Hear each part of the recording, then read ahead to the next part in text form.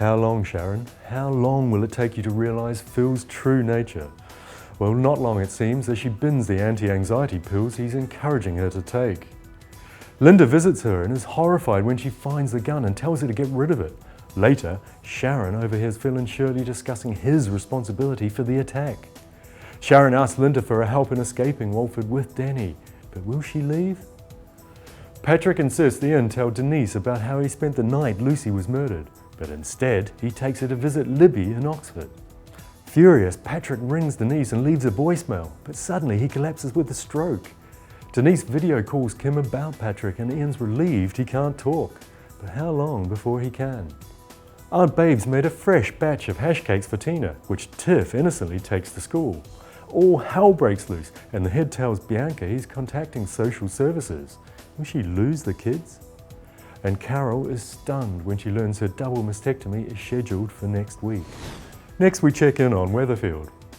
Andrea's husband sees Steve comforting her and assumes he's the new guy, and later Steve drops suspicious Neil at the airport. Meanwhile, Andrea begs Lloyd for another chance, although Jenna is highly skeptical of her and her lies. Neil threatens Steve, but Lloyd steps in and says he's the other man and he's dumped Andrea. But she refuses to go back to Neil and forces Lloyd to listen. Anna gives Owen her supporters a bankruptcy day to set, and Katie considers forgiving Anna as the family rally round. But then Faye accidentally lets in the bailiffs, and Anna has to swallow her pride and visit the food bank after turning down Sally's offer to take in Faye. Yasmin is even more on Leanne's case, insisting that she should have to sign a prenup, while also convincing Nick to try and reunite with Leanne.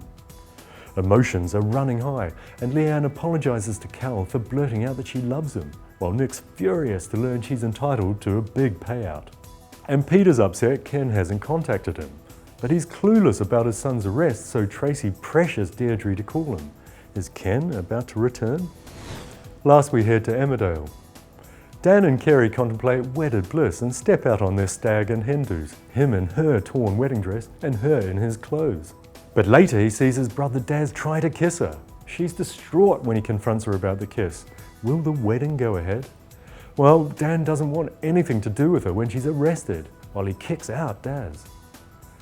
Finn is on a mission to find out why his mother walked out on the family, and later is questioned by a stranger, Brad, about the farm.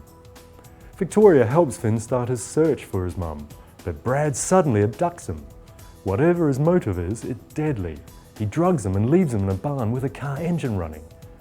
Kane and Pete find Finn unconscious and drag him out. He's in a critical condition, but they realise it wasn't attempted suicide. So what was it?